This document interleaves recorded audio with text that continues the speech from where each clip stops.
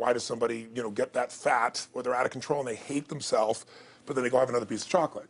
Or, why does the person the doctor just told them they have cancer, lung cancer, and said, you've got to stop smoking, and some studies show 70% of the people keep on smoking. So you're not talking about a minor issue here, right? It's part of life.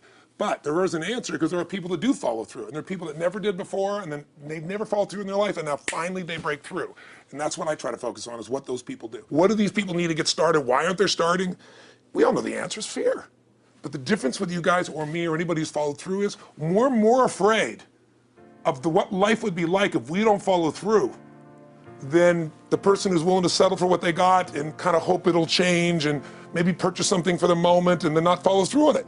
It's almost like overachievers have a little more fear. They're a little more afraid of missing out. They're afraid of not being there, or they got a strong enough reason to follow through. So I'd say, if you're looking at home, you want to give somebody some value, go, where do I start? I'm sick of this. That's a damn good place. So, because guess what? What makes people excited is progress. You don't have to be at the goal yet to feel alive again. You have to make progress. And the first step to progress is making a decision and buying the product. But then they don't do the second step, which is open the damn thing up. In some cases, it's also a recognition of who I am and what I'm capable of. So for somebody whose life is already great, this is about, what if I could take on another skill that could create more freedom for my life? And just saying, I'm not having to go out and try and do it all perfectly right now. What I'm going to do for the next 8 weeks, I'm going to create a little ritual. I'm going to do one thing a day to condition my mind, right, so that I get strong, so I follow through. I'm going to read something. I'm going to listen to something. I'm going to immerse myself. I'm going to go for an intense jog, or I'm going to go lift weights, but I'm going to do it consciously to get in a state where I'm going to follow through. That's number one, because people follow through when they're in state.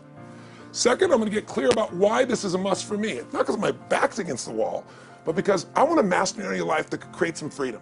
I'm not going to master it overnight, but I got the system, I got the plan.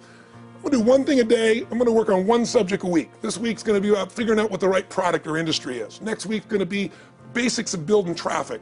And each week I'm gonna make a little progress, and I'm gonna get to a goal, whatever that is. They told me when I was on stage, I had this audience of about 15,000 people at the Continental Center. It was during a stretch break. I was doing what I loved, rocking the house. Everybody's going crazy. And they go, the stock's worth $400 million right now. I was like, wow, that's cool. It's like, okay, no one sounds stupid. It's like, what's next? And I went right back to what I loved. Once you break through, then it just becomes a game. The people that are getting your products have not yet broken through in most cases. The breakthrough happens by conditioning your mind every day, by feeding it a role model or story. It's putting yourself in a peak state where you follow through by getting physically strong. It's creating a little ritual of doing a little bit each day, and then you get momentum. But the most important thing of all is what we start out with. Why? Absolutely. Why is it a must for you? It doesn't have to be you're against the wall, but it has to be something you're hungry for, because the only difference in people is hunger. And if you're not hungry, get around people that are hungry and something will hit you. You watch a conversation, you get around people that are doing better, and all of a sudden you start going, my life sucks. I remember I went to a guy in LA. He's one of the most multi-billionaire guy, I'll never forget. And I lived in the Del Mar Castle, and I was really proud. That was like the symbol of me having taken myself from being poor to providing for my family this great place. It's built from castles in Europe overlooking the ocean, not far from you. And I went to this guy's house. He's a billionaire. He took me down to his wine cellar. I don't even drink wine. Went through this whole thing. At the end of the night, I was depressed. I lived in the Del Mar tenement, as far as I was concerned. I really was. I was like, I live in a crappy place, and all my standards changed. All of a sudden, I wasn't willing to settle for living that. All of a sudden, my back was to the wall in a different way, because as a man, I knew I was capable of more. So people can change their standard by getting around where it's better. People can change their standard by getting associated with what's true, like the bills they gotta solve, the problems they gotta do it. Or they can do it because they're excited, because it's something new they wanna take on. Everyone's different, but they gotta find the why, and they gotta come up with some daily rituals to get them going, and just do a step at a time. That's where you get momentum. Awesome. That is awesome. So, think about what's the holy grail between somebody taking action or not. It's one word: certainty. When somebody is absolutely certain, the common word is believe, right? But you can believe at a general level, or you can believe with certain. When you're absolutely certain that if I do this, it's gonna get that result, and that result's gonna change my life, you'll do it. When you think it absolutely is not gonna work, you're never gonna do it.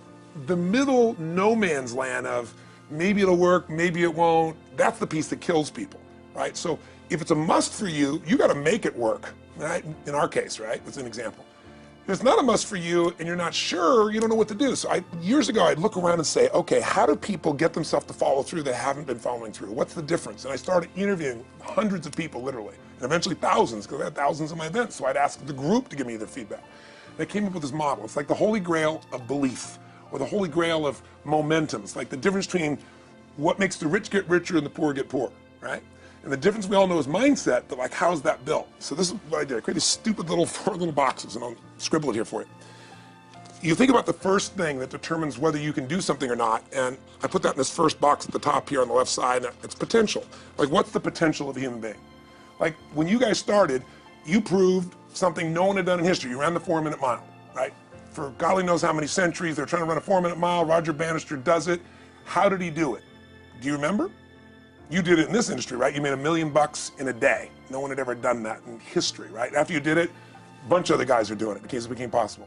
Roger Bannister didn't just go physically practice. He made a shift in his head. He practiced in his head because he could never achieve it physically, so he had to change in his head first so that the result became certain enough he believed it, and then his body got him through. After Roger Bannister ran that 4-minute mile, within 2 years, 37 people ran a 4-minute mile. Wow. When no one in history had ever done it. Now here's how it works. The potential for anybody getting your product is extraordinary. They could do what you've done as much, more or less. They can do whatever they want to do. The potential's there. The market's proven that. Whether or not they tap into potential has a lot to do with what action they take, which is the question you came to me with, right? Like, you know, God, they all have potential, but they're not taking action. And we all know that the action they take is going to determine the results they get. That's pretty obvious. So most people have a belief about what their real potential is no matter what you tell them. And that affects how much action they take. And of course that affects the result. And then ironically, that result reinforces their belief. And then that belief affects it. So I'll give you an example. Let's say a person has unlimited potential, we all agree. But they take little action, little results. Why? Because they have to start with a problem with their belief. They don't believe it's really going to happen for me. Maybe for Frank Kearns because he's got the cool hair and stuff, or maybe it's for you because you're so driven, but it's not me. Maybe Tony Robbins because he's a freak, got these big teeth. Whatever their thought process is, right? They got this thing, right? But what happens is, if you believe that there's very little potential, how much action are you going to take? Nothing, little. And when you take little potential with a little action, what kind of results do you get? Lousy little results. And when you get little results, what does that do to your belief? You go, see, I told you this was a waste of time, told you this wouldn't work. And then what happens? You tap even less potential, you take even less action, you get even worse results, and your belief gets even weaker. And this sucker feeds on itself until you are in the downward spiral. It's poisonous. It's poisonous and it's self-fulfilling. Now, what if something could happen that could come along and fill you with a sense of absolute certainty? Not like I believe, but mean where you know. In you guys' case, mine as well, we knew because we had to. Because we burned the boats. There was no other option. We had to find a way. We weren't going to live that way. We all did it in different ways and for different reasons, but in essence, that was it. If you get yourself in a state of certainty that this is going to work, I'm going to find the way, and if this doesn't work, I will make the way, then you tap a lot more potential. And when you're certain in your potential, you take massive action. When you take massive action, you really believe in something, you get great results. When you get great results, your brain goes, see, I told you I was a stud. I told you this thing would work out. Now you're even stronger. You tap more potential, take greater action, greater results. That's how you went from $300 in a week to $2,500 in 5 days to $100,000 in a month to $1 million in a day. Same thing with you. And we get momentum. That's why the rich get richer and the poor get poorer. Now some people go out and they go, well, I'm going to take a bunch of action. All right, I'm going to open this product. I'm going to try it. And they'll say to you, I even did it.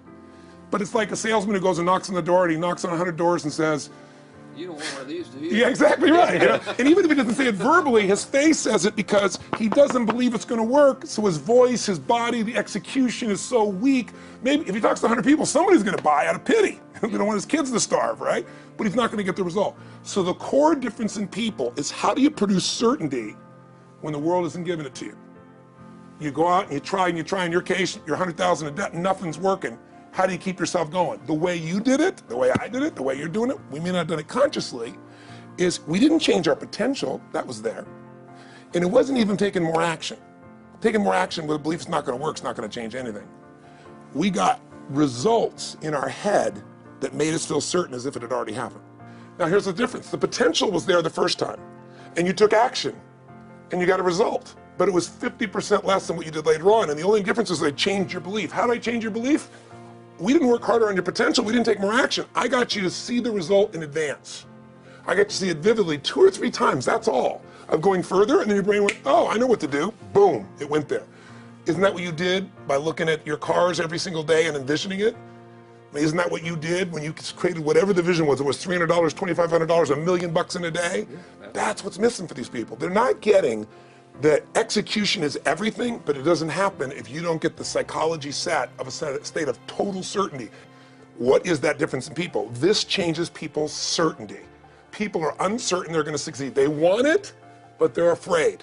The best way to deal with a fear is get a big enough reason that makes you have to succeed, or condition yourself where you see it and feel it so often that you're certain that you just do it. That's all it really takes. I'll tell you what, I worked with Andre Agassi in 1993, I think it was. He'd been #1, he dropped to 32nd in the world, and he was literally ready to quit with no exaggeration. His father was managing him, and he was so angry with his life, and he went through some, I think, wrist surgery at the time, and he's working on his swing, and he was dating Brooke Shields at that point. They weren't married, even not his current marriage, obviously.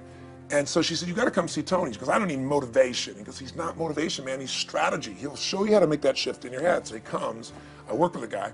In the beginning he's saying, do your magic stuff. Like, oh yeah, great, thank you.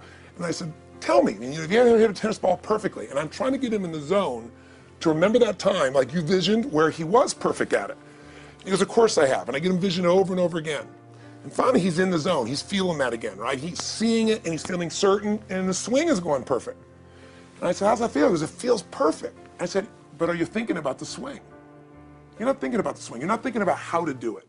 You're just seeing the result you want so vividly that it's there. So all I did was train him how to go in that state over and over again. He won the next weekend. The second weekend he came in second. Within 6 months, he was #1 in the world again. And he gave me unbelievable credit. But all it was conditioning the mind. You did it with tape, so did I.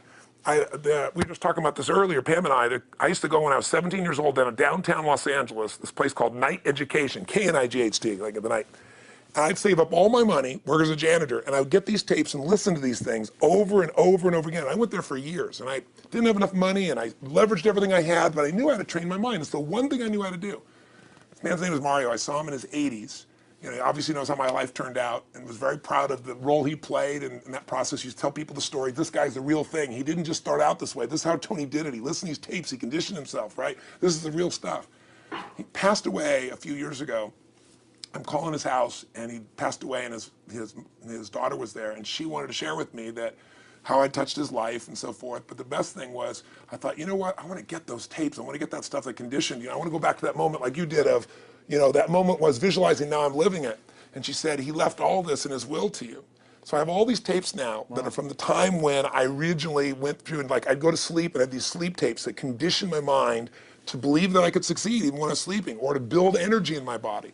And anybody who wants to succeed has got to know it doesn't just happen. You can buy a product, but you also, with that product, have got to condition yourself. You got to make it a must, and you got to get a ritual. And if you do it, whatever you used to dream about you thought was so huge, you'll just live it. You'll live it like you lived this yesterday, like we're all living the life that we envisioned. Because we had to, and because we played this game with our head. We got the belief to be real by seeing it enough times and feeling it enough times till our brain believed it, and then it made it happen. Which raised the potential, which made us take more action, which got us better results, which raised our beliefs again. That's right. And then that's why the rich get richer and the poor get poorer. So instead of bitching about it, change it. And this is how you change It's like it. a self-fulfilling prophecy. Completely. It's pretty easy to change. Just that one simple exercise was amazing. I'm still like, holy crap, I wonder what else I can do now. But look what most people do. Most people do the opposite of that, right? They get the product, or they think about doing it, and what do they envision? It not working. That's right. The excuses. That So they vision it not working. As soon as they envision it not working, they feel uncertain. As soon as they feel uncertain, how much potential they tap? Little, if anything. And so they send back your product, and they listen to the damn thing, And guess what? What does that do, by the way? They make that as another lousy result in their life. I didn't even follow through on that, and they believe even less. This process is the holy grail. It's where the whole game changes, and anybody can do it, and they can do it in a few minutes. And if they do it a few minutes each day, then they get a different life. They do it a few minutes one time, their life changes for the day. We're defined by our rituals. Everybody's got rituals, certain things they do every day. And what we three have in common, and anybody that I know of who has a life that they're living that was once a vision, is we saw it again and again and again, even when it didn't work, even when you lost 100 grand, even when I'm working as a janitor, there was something we would not give up on. And if somebody watching wants to change their life, they got to decide what they won't give up on and then put themselves in the state of momentum by a couple little rituals. Okay, but here's the truth. When somebody says to me, in my business, even more, because a lot of people think I'm a motivator. I hate that term. That's never been what I've done. I do believe in energy and I'm passionate. You know, they see 10,000 people in a room rocking, they go, oh, he's motivating them. I believe in peak state. You get a top athlete, you get in a concert, and you get in state, right? The problem is, to defend themselves so they won't be disappointed again, they lower their expectations. So someone will say to me, well, I'm skeptical or I'm pessimistic. And my response to them is, no, man, you're gutless. It takes no guts to be skeptical. You don't have to have any capacity to be a critic. And now with the web, you don't even have to own that you're the one being the critic. You can burn somebody and, anonymously, right? I said, you know what? It takes guts to believe. And if you think something's going to do it for you without you putting your guts on the line, you might as well forget it right now. So this idea that I'm skeptical or they got to prove it to me, it's the biggest lie. What that really is your fear talking. You're so scared of failing, you don't even want to get your hopes up. And if you don't get your hopes up, you might say, well, what if they get their hopes up and somebody gets disappointed? How many disappointments have we experienced in our business careers and in our lives? The difference is some people take disappointment and let it destroy them. Other people take disappointment and let it drive them. And you get to choose. Are you going to turn this thing into why it didn't work and a bunch of stories and excuses, or are you going to take this thing that didn't work and figure out what are you going to do to make it work? And it may not happen the first time, the second time, the third time, but the people that are relentless find the way. And it's the common denominator in all these guys that are kind of our friends or family, money masters, the new money masters is they all did it with will. Nobody here inherited this stuff. Everybody figured it out. And keep figuring it out. And it's going to keep changing. And you say, you know what, 1% of 99% of the money being made is being made by 1% of the people, because only 1% of the people will condition their mind and condition their body and follow through some daily rituals. The rest will tell a story about why it didn't work, how it wasn't their fault. And you got two things in life. You got results or you got a story, And too many people think that that 1% is somehow entitled to it and they're not. Which is, it's just all in the head. It's all in the their head. belief. It's all in the head. Which can be changed with some conditioning. Basic conditioning. You just proved it. Yeah, to us. That's fun. That's why I made Get the Edge and Personal Power, because I understood that from the very beginning. Originally it was 30 days, and years later people would say, I've heard all the great results and everything else, man, but I don't have 30 days, and I'd be behind the glass, focus group, watching these people want to shake them, like, you don't have 30 days to change your life, I thought, okay, I'll make it 7 days, just one, because after 7 days, you get momentum. I mean, think about it. When do people's lives change? In a moment. It doesn't change in 10 years. Your life may have sucked for 10 years, but there's one moment when your whole life changed, the moment you decided. You said, no more, and I'm doing it, and you kicked yourself in the ass, and you made yourself go do something, right? When you finally said, enough, no more, I quit, or let's begin, or I love you, there's a moment when somebody's life changes. And that can be gotten in a couple of days. So people watching don't have to wait until they've mastered everything. They got to get started and do what's next, and just put themselves in a state where they start making some progress. There it is. I think that's the answer that can help solve that problem with a lot of people. They'll just pay attention to it and do it. The bottom line is, all three of us and some of the people that we consider as family that are part of this process, we've all done well, and we don't need to do this stuff. We're able to do the stuff because underneath it all, people can see in your eyes, Frank, when you talk about $2,500 you made that day and the joy, right? Or you talking about not willing to settle, and just, I don't care what they say. They tell me I'm going to sit here and I should lower my expectations. I'm going to be driving my car in here and they're going to be delivering a video to me.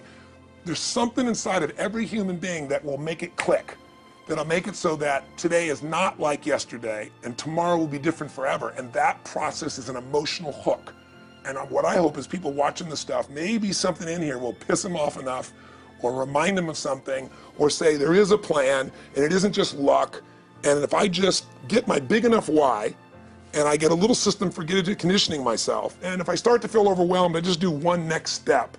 And I keep learning and keep moving forward, I will get there. And if we accomplish that out of this conversation, then this conversation was kick-ass and fun, not just for us, but it'll be something that we'll be really proud of a long time. Whether that happens or not really has nothing to do with us, but whether or not people take it in as real and do something with it. I hope they will.